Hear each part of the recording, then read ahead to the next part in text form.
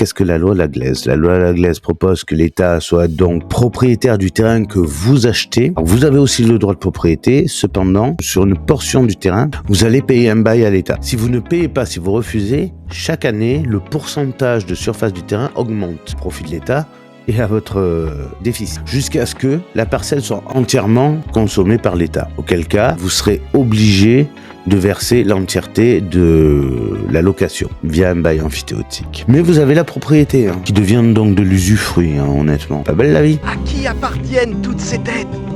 Ce sont les forces du mal. Sachant que vous payez aussi sur le foncier, c'est-à-dire l'occupation de surface au sol de votre maison. Le foncier, c'est calculé sur ça et la surface habitable. L'impôt foncier s'occupe du sol, la taxe d'habitation sur un mètre carré habitable. Et maintenant sur la valeur de terrain, parce que l'État s'est aperçu que vous payez un foncier sur le terrain, mais quand il n'est pas constructible ou construit, sa valeur, elle est nulle. Enfin, on ne paye rien, quasiment. Si l'État devient propriétaire du terrain, la maison revient à l'État. Eh non, à l'exception des murs, c'est marqué. Bien garder d'y inclure le bâti, et à l'exception des voies d'accès au bâti, évidemment, bien sûr. Il décrète qu'il possède le terrain d'office, et que du fait que vous achetiez ce terrain, vous devez le louer à l'État pour construire dessus. Ce sur lequel s'applique après l'impôt foncier, sur la base de la surface des fondations du bâti. Parce que tu payes la surface au sol qu'occupe ton bâtiment, le foncier. Tu payes les mètres carrés que tu habites dans ta propre maison, que tu as fait bâtir avec tes sous, ce qu'on appelle la taxe d'habitation. Faut que tu craches, faut que tu payes, faut que tu craches, faut que tu payes. Et tu vas payer maintenant une forme de foncier sur le terrain que tu n'occupes pas mais qui t'appartient. Vous n'aurez plus rien, vous serez heureux. Donc on se dirige vers ça. Maintenant je vais faire la synthèse. Donc nous, on est corvéable à merci au niveau de la programmation militaire. On a vu le texte ensemble, on l'a lu. Là, vous voyez, ministère de l'économie, des finances et de la souveraineté industrielle et numérique. Ils ont encore changé l'intitulé du ministère. Alors, le ministère, il fait l'économie, finance, la souveraineté industrielle. Qu'est-ce que ça veut dire, la souveraineté industrielle? Et numérique. Qu'est-ce que c'est la souveraineté numérique? Ce sont des... Donc là, on est sur une nouvelle obligation déclarative pour les propriétés sur gérer mes biens immobiliers. Ça concourt à ce fameux recensement qui a été mis en place dans le cadre de la programmation militaire, car ça permet également de savoir ce qu'il y a sur le sol français très précisément, puisque chacun déclare, informer l'État de ce que nous possédons, comment nous le possédons, où est-ce que ça se situe, comment ça se situe, et il est clair qu'en cas d'hypothèse, il peut le prendre. NDLR, comme ça dans le texte. Donc c'est ça, ce fameux recensement des biens et donc des personnes qui est mis en place dans la déclaration de programmation militaire. Donc on est bien sur ce que je vous disais dans la précédente vidéo. On récupère les gens, on récupère leurs biens, on récupère leur terrain. Les agriculteurs, ça va leur faire drôle. On récupère leur vie, leur futur. En fait, on n'a plus rien. On n'est plus rien. Nous ne sommes que de l'utilisable, du jetable. Il y a des ministères, en fait, même, maintenant on va y venir, ministère de l'économie, des finances et de la souveraineté industrielle et numérique, soit ça n'a aucun sens, soit ça fait peur. Souveraineté industrielle, il n'y a qu'une seule manière de l'entendre au sens propre du terme. La souveraineté, c'est l'État. L'État, c'est nous. Le gouvernement, c'est eux. L'État, c'est nous. On parle au nom de l'État. Pour rendre l'industrie, qui est de la propriété privée, souveraine, il faut faire une Laglaise industrielle. Que l'État soit propriétaire d'une partie de la valeur de chaque entreprise. Ça peut être très bien si ce n'est pas une élite qui dirige le pays et qui en tire profit. Parce que dans un tel cas, c'est du vol. Oh non, on est loin de la nationalisation, on est dans de la privatisation extrême. On est vraiment dans de la privatisation extrême. Je t'explique. Une nationalisation, c'est quand tous les Français sont d'accord pour avoir une entreprise qui leur fournit un service pour lequel ils sont prêts à payer un impôt. Par exemple, l'EDF historique. L'EDF, c'est une machine de guerre à la base. C'est une machine de guerre. Vraiment, énergétiquement, c'est une machine de guerre. Elle est ultra simple. Les Français payent, c'est national, 100%. Chaque Français payait sa consommation, aggravée d'une marge bénéficiaire pour anticiper des coûts d'amélioration, etc., des projets, tout ça. Maintenant, on voit que c'est trop profitable à la population, que ça ne rapporte pas assez aux caisses du gouvernement. J'ai pas dit aux caisses de l'État. Ça s'appelle les accords de la reine. On met en concurrence. On oblige EDF à vendre à perte sa production. Les gars font des offres soi-disant vertes par du marketing. et vous revendent l'électricité d'EDF avec une marge de 30%. Comme ils sont dans le cadre d'un crédit d'entreprise vert, ils sont même limite dédommagés et financés pour faire fonctionner leur entreprise qui ne produit strictement rien. Voilà les accords de la reine. Alors, les Espagnols ont révoqué les accords de la reine, ils ont suspendu ça. Et ils ont tout à fait le droit, puisque les accords internationaux sont en dessous de notre constitution. Donc un gouvernement peut largement le faire s'il en a envie. Pendant, en France, ils l'ont pas fait. Donc là, on est dans le cadre d'une nouvelle obligation déclarative, c'est-à-dire que si vous ne le faites pas, ça peut être 150 € d'amende, ça peut être une condamnation, ça peut être, on l'a vu dans l'article de loi, pour les personnes privées, comme vous, comme moi, l'amende est fixée à, pour le crédit de rénovation, par exemple, la moitié de la prime x 10. Vous demandez 5 000, donc la moitié c'est 2005, x 10, 25 000. Votre amende sera de 25 000 €. Donc on a parlé de la programmation militaire, on a parlé de la nouvelle obligation de déclaration, qui est donc le fameux recensement prévu par la déclaration de programmation militaire. Et maintenant, on va taper dans la loi Laglaise. Alors, la loi Laglaise. La loi Laglaise 2023. Bien qu'elle ne soit pas encore en vigueur, la loi Laglaise. En effet, elle pourrait bien révolutionner le marché immobilier en créant un nouveau droit de propriété consistant à dissocier le bâti du terrain. L'objectif étant d'améliorer l'accès au logement tout en régulant le prix du foncier. Ah, bon foncier. Alors, comment fonctionne cette loi? Là, j'aimerais de suite vous dire que ça, n'oublions pas dans quel contexte sur le site nous sommes, le meilleur gestionnaire du patrimoine, le site Clearly. Donc, ils vont bien nous l'expliquer, on va la comprendre comme il faut. En quoi le fait de produire une nouvelle loi serait une meilleure façon d'améliorer l'accès au logement. L'accès au logement, soit t'es proprio, soit t'es locataire, ou soit t'es hébergé à titre gratuit. La loi Laglaise, qu'est-ce que c'est? Avant de vous expliquer en quoi, en effet, l'idée consiste à dissocier le foncier du bâti, dire le terrain de la maison. Ce n'est pas un modèle nouveau, il est inspiré des Community Land Trust créés aux États-Unis dans les années 70. Encore une fois, voilà, on sait d'où vient l'inspiration débile. L'objectif étant de réguler le prix de l'immobilier et ainsi de développer une offre de logement plus accessible. Ça, c'est leur avis. N'oublions pas qu'ils fondent dans le patrimoine, il ne faut pas dans le social. C'est ainsi qu'en 2014, elle est au profit de qui d'ailleurs? La loi Allure a introduit un modèle d'accession à la propriété par les créations d'organismes fonciers solidaires. On sait ce que ça vaut, pas grand-chose. S'en est suivi de la loi de Macron en 2015, qui a créé le bail réel solidaire. Oui. Permettant aux ménages modestes de devenir propriétaires, on s'en souvient, du bâti et de locataire du terrain. Et locataire du terrain. Donc propriétaire du bâti, locataire du terrain. Ça c'est que dans le cadre du BRS. Seulement un BRS étendu nationalement comme un nouveau droit organique, c'est une loi. Un bail est alors signé avec l'OFS détenant le foncier. Quant à la loi Elan de 2018, elle a étendu la création d'OFS aux entreprises sociales et aux sociétés d'économie mixte. En conséquence, ce dispositif est destiné aux ménages modestes afin de leur faciliter l'accession à la propriété sous conditions de ressources. C'est là que la loi Laglaise fait son entrée en 2019. Et 2015 BRS, 2019 Laglaise. En effet, le député MoDem Jean-Luc Laglaise a proposé d'étendre le dispositif de dissociation bâti-terrain, terrain bâti, à tout le territoire et sans condition de ressources. Voilà. Il s'agit ici d'endiguer la hausse des prix du foncier, d'augmenter l'offre des loges. C'est fabuleux de trouver des raisons pourries pour faire payer une taxe complètement arbitraire à des Français qui auparavant n'en payaient pas. C'est-à-dire qu'avant on n'en payait pas, on achetait le terrain, on achetait le bâti s'il y en avait un, on faisait construire. Mais maintenant c'est l'État qui devient propriétaire du terrain, tu fais construire ton bâti, tu payes un impôt pour ton terrain à l'État, magnifique, tu n'as plus le droit à posséder ton terrain, tu n'as plus le droit à posséder ta terre. C'est clairement ça. C'est pour ça que depuis tout à l'heure je dis les agriculteurs vont gueuler, parce qu'ils ont une toute petite maison comparé aux centaines d'hectares qu'ils possèdent. Alors, parce que là c'est sans dissociation de CSP, on parle du terrain, du sol, c'est un droit du sol. Si la taxe est trop chère pour les pauvres n'achèteront pas le bâti et ne pourront donc pas se loger. Ça ne change absolument rien pour la population. Quand je dis ça ne change rien, ça veut dire que les difficultés que vous allez rencontrer pour trouver un logement, non seulement sont les mêmes qu'avant, c'est-à-dire sont complexes, compliquées et chiantes, mais qu'en plus avec une loi pareille, vous n'y avez même plus droit, sauf à payer une location amphithéotique. Donc il faut payer plus pour avoir ce qu'on avait avant, de manière totalement gratuite, parce que la loi. Et en payant plus, ça facilite l'accès au logement. J'ai pas les mots. Libérer des... Alors, quel est l'objectif? Non, j'ai sauté ça. La loi Laglaise a été adoptée en première lecture le 28 novembre 2019, à l'Assemblée nationale. Merci les députés Bravo la gauche, bravo la droite, bravo les extrêmes, bravo le social. Par la Commission des affaires économiques du Sénat, merci le Sénat, le 4 mars 2020, est examiné en séance publique le 1er avril 2020. En d'autres termes, la date d'application de la loi anglaise n'est pas connue. Mais cependant, le Sénat a voté pour, l'Assemblée nationale a voté pour. Nous, on en est un petit peu maintenant au stade où on considère que les Orcaniens sont des salopes. Alors, l'Assemblée nationale, elle a voté pour la programmation militaire, elle vote pour la loi anglaise, elle vote à quel moment ils défendent nos intérêts, ces gens-là. Quand je vous dis que le système est pourri et qu'on se fout de notre gueule et que nos représentants ne représentent qu'eux-mêmes, nos représentants ne représentent qu'eux-mêmes. Ils sont pas là pour nous, ils sont pas là pour les problèmes. Ça, pour défendre des groupuscules, faire de l'émotionnel, que ce soit médiatisé, on nous en abreuve, mais dans des quantités faramineuses et astronomiques.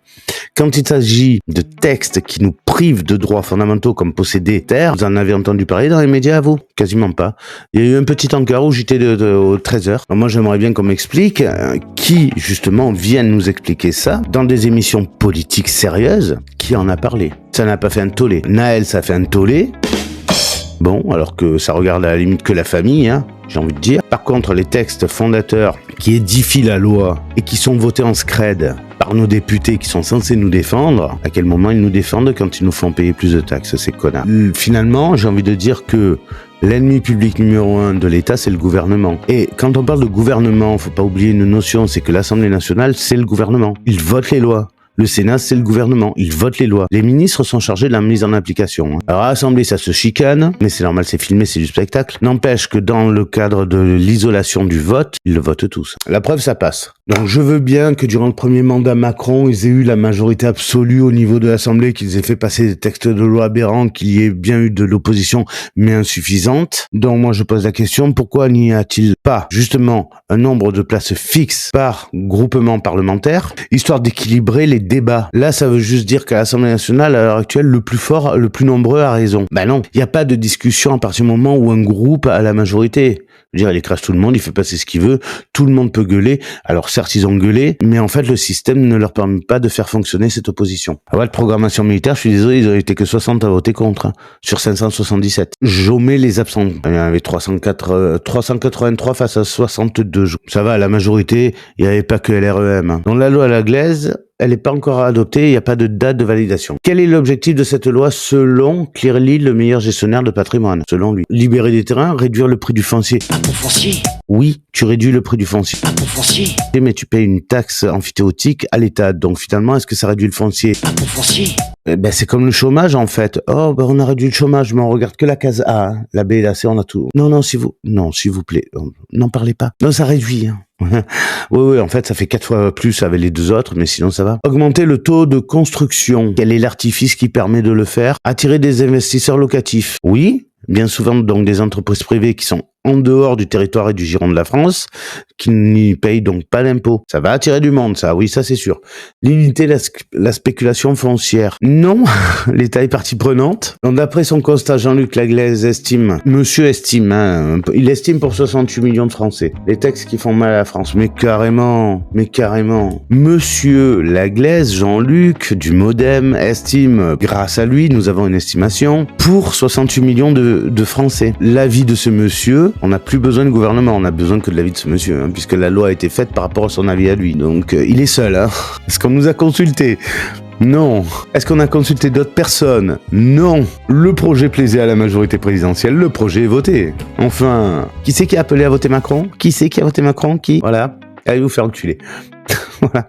Ceux qui ont voté Macron, allez niquer vos races. Sérieux. Vous le saviez. Je le savais 2 jours avant son investiture quand il a déclaré qu'il présiderait par ordonnance. À ce moment-là, j'ai très bien su que, allez, c'est mort. Pour l'instant, ça fait 6 ans que j'ai raison, hein, bientôt 7. Vous voyez, vous voulez l'avis d'une personne, je fais mon Laglaise. D'après son constat, parce qu'il y a que lui qui a constaté, hein, il n'y a pas une Cour des comptes, il n'y a pas des centaines ou des milliers d'entreprises de l'immobilier qui évaluent les parcelles, il n'y a pas de rapports fiscaux sur le foncier. Impôt foncier. De la part des communes et des intercommunalités, non. D'après son constat à lui, une fois, c'est comme le rapport du corps, hein.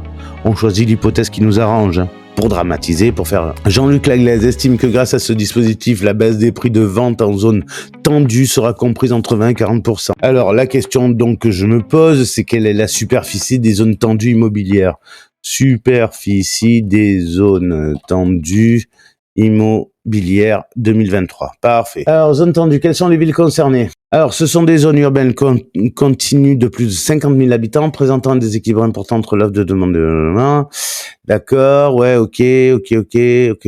Donc, ça concerne uniquement les agglomérations à forte densité urbaine où le marché immobilier souffre d'un grave déséquilibre entre l'offre et la demande de logement. Comment vous dire que, si je prends une autre source, étendue zone rurale France. Alors, selon cette définition, en 2006, l'espace rural en France représente 94% du territoire et comprend 71% de la population nationale. 71% de la population vit dans le cadre de la ruralité qui n'est pas une zone tendue.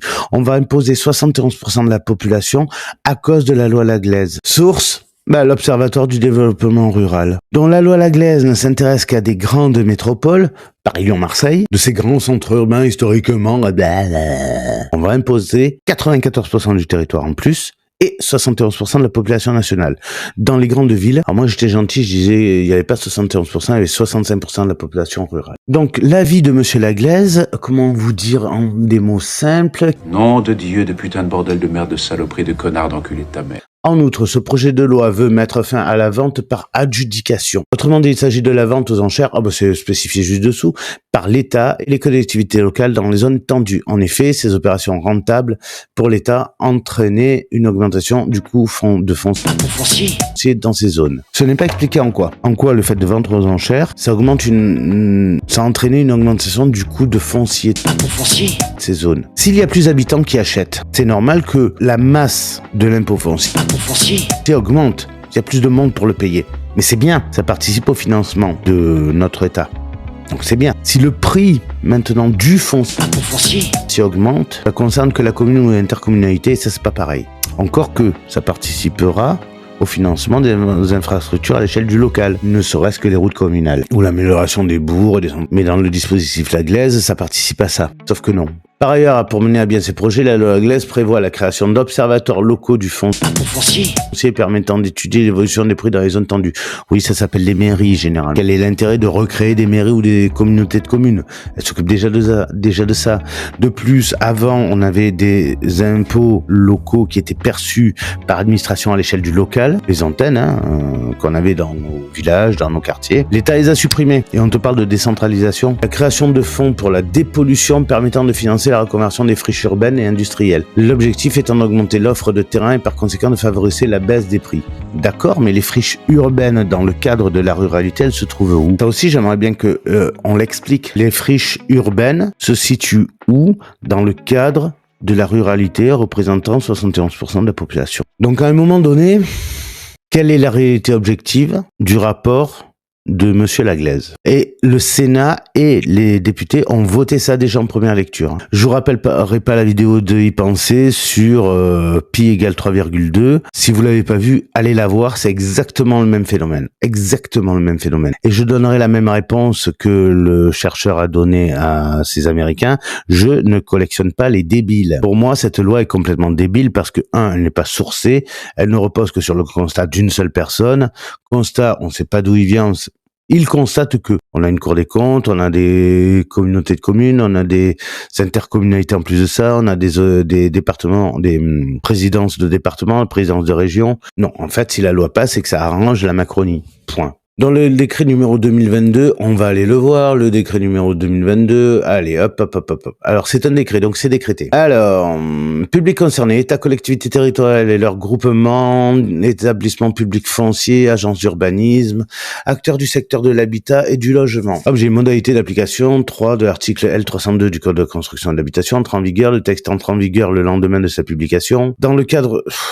il laisse même pas un délai de visibilité. Et ni fait ni à faire. Dans le cadre de la politique de lutte contre l'artificialisation des sols, portant lutte contre le dérèglement climatique, je rappelle que 92 ou 94% du territoire, il n'y a pas d'artificialisation des sols, étant donné que c'est du rural. Alors, à part quelques villages épars, Ça ne concerne que les villes. En faisant évoluer les anciens dispositifs d'observation de l'habitat adossés aux programmes locaux de l'habitat PLH, en observatoire de l'habitat et du foncier. Ces observatoires assurent le suivi des prix du foncier et l'optimisation de son utilisation, permettre la production de logements à prix maîtrisé, tout en veillant à une gestion économe des espaces et à limiter l'artificialisation des sols. En clair, ce sera beaucoup plus cher pour moins de mètres carrés et vous fermerez votre gueule. Ils sont obligatoirement mis en place pour les groupements de collectivités qui doivent mettre en place un PLH, ce qui ne décrit pas la liste. Du moins, je ne l'ai pas encore lu. Cette disposition prévoit qu'un décret en Conseil d'État, dont on ne saura rien, en précise ses modalités d'application. La loi a déjà mentionné les différents objets à recenser dans l'analyse sur la conjoncture des marchés fonciers. Ça, c'est du franco-français, la conjoncture du marché. C'est un terme complètement fictionnel qui ne veut rien dire. La conjoncture. Alors, en géométrie, je vois à peu près. Je suis pas mathématicien ni... Voilà. En français, je dis que conjonction de coordination, conjoncture, je dois m'en rapprocher. La conjoncture des marchés fonciers. Alors déjà, je savais pas qu'il y avait plusieurs marchés fonciers. Hein. Quand on achète une maison, on l'achète pas auprès de plusieurs groupes, il n'a pas plusieurs valeurs, puisque tout est ancré dans la loi. Dans la conjoncture des marchés fonciers, c'est le terme, hein, voilà. Parmi lesquels se trouvent les friches constructibles et les locaux vacants. Oui, et les locaux vacants, on ne spécifie pas si c'est juste de l'occupation saisonnière ou si ce sont des locaux, c'est chiant à dire, si ce sont des locaux en déshérence. Parce que dans le cadre du local en déshérence, s'il n'y a aucun légataire universel qui le réclame, au bout de 10 ans, ça appartient à la communauté. Du coup, elle peut s'en servir gracieusement puisque ça lui appartient étant donné que personne s'est désigné. Le décret permet essentiellement d'adapter les dispositions réglementaires des anciens dispositifs d'observation de l'habitat et du foncier, tout en détaillant certains suivis. Parc de logement, offre foncière, oui, mais ça, il y a des bailleurs pour ça, ils font de les remonter, puisqu'ils payent les impôts sur les baux locatifs qu'ils font payer. Ces analyses tiendront compte de la programmation et de la planification locale. Il fait également référence aux données qui sont mises à disposition par l'État dans le cadre de l'Observatoire national de l'artificialisation des sols. Donc en fait, ils vont faire remonter à l'État des données qu'il connaît déjà puisque c'est lui qui propose de mettre en place certaines dispositions à l'échelle du local. C'est complètement con. Encore une fois, c'est la validation qui s'auto-valide. Ils nous ont fait le coup avec les déclarations dans le Covid là. Je m'auto-valide de sortir machin moi-même. Ben là c'est pareil. Je m'auto-valide de faire dans le local des dispositions. Si je vous dis précisément ce qu'il faut lui dire, vous pensez que vous pouvez le faire ? Il y a des moments, j'ai vraiment l'impression que vous me prenez pour un imbécile, hein. Ni fait ni à faire encore une fois. Plus généralement, l'interopérabilité entre les référentiels, ne précise pas lesquels, observatoires et standards d'échange est encouragée. D'accord, ça ne veut rien dire. Le décret peut être consulté sur le site Légifrance. Ne mettez pas le lien direct comme vous l'avez mis juste en dessous. Hein. À vous de fouiller sur le site Légifrance. Je vous ai foutu le lien, vous irez le voir. En attendant, je vais fermer quelques applettes parce que là, ça fait beaucoup. Donc, on en est là. Mais quelles sont les caractéristiques de ces zones? Quelles sont les villes qui sont concernées? Et du coup, quelles sont les règles juridiques à respecter en matière de location dans ces secteurs tendus? Les mêmes que dans le code de l'habitat et du bail qui est dressé entre vous et le propriétaire. Oui, j'accepte, allez. De quoi s'agit-il? Une zone tendue est un secteur urbain où il existe un déséquilibre. Donc, on est bien clair que la loi Laglaise ne concernera absolument pas les 80% de territorialité rurale. Elle va concerner 6% du territoire et 29% de la population. Mais on va imposer 100% du territoire, 100% de la population. C'est une manière de mettre la main basse sur les territoires agraires et de faire fermer leur gueule aux agriculteurs. Voilà à quoi sert la loi Laglaise. Voilà, la liste des villes, donc Paris, Lyon, Marseille, Nice, Bordeaux et Toulouse. Ainsi que de nombreuses villes de taille moyenne, oui. Et la liste, vous aurez pu la mettre. La location, zone tendue, est soumise à des règles juridiques spécifiques visant à protéger le locataire, oui, d'accord. L'exemple, c'est du cherry picking, puisque c'est celui qui t'arrange que tu mets en avant, donc je ne vais pas le lire. Il est important de savoir que les zones tendues sont des zones urbaines où il existe un déséquilibre. Tu viens de le dire plus haut. Si vous êtes propriétaire, vous devez vous conformer aux règles de fixation du loyer qui s'appliquent dans les zones tendues. C'est déjà écrit, donc... Quel est l'intérêt de faire une nouvelle loi? Qu'est-ce qui implique une zone tendue? Mais on s'en fout. Le Grand Paris. Alors voilà, la liste des agglomérations en zone tendue. 28, 29, 30, allez. Donc, pour une trentaine de villes en France, on va imposer les 35 970 autres, parce qu'il y a 36 000 communes en France, je vous le rappelle. Donc, on va en imposer 35 970, 30 putain de ville de merde. Et oui, ville de merde, oui. Parce que la ville en soi, c'est de la merde. Les États ne sont pas responsables. Je dis que le principe même de l'hypercité, de l'hyperurbanisme, c'est de la merde, c'est de la concentration pour esclavage. Je ne dis pas vous êtes de la merde parce que vous habitez dans les villes, pas du tout. Juste que le concept même de la ville, c'est de la merde. On a réussi quand même quelque chose de pas mal, qui est de savoir pourquoi nous n'aurions plus rien et nous serions heureux. On vient de voir l'étendue du désastre de la loi Aglaise, qui est que l'État désire mettre la main sur un nouvel impôt locatif au niveau de la propriété du terrain. Vous achetez un terrain sur lequel vous voulez faire bâtir, vous paierez, même si vous êtes propriétaire, c'est fini la gratuité de disposer de votre terre. Vous allez payer, nous allons payer un impôt sur le terrain. Point, qu'on le veuille ou non. Bon je vous souhaite bon courage, hein.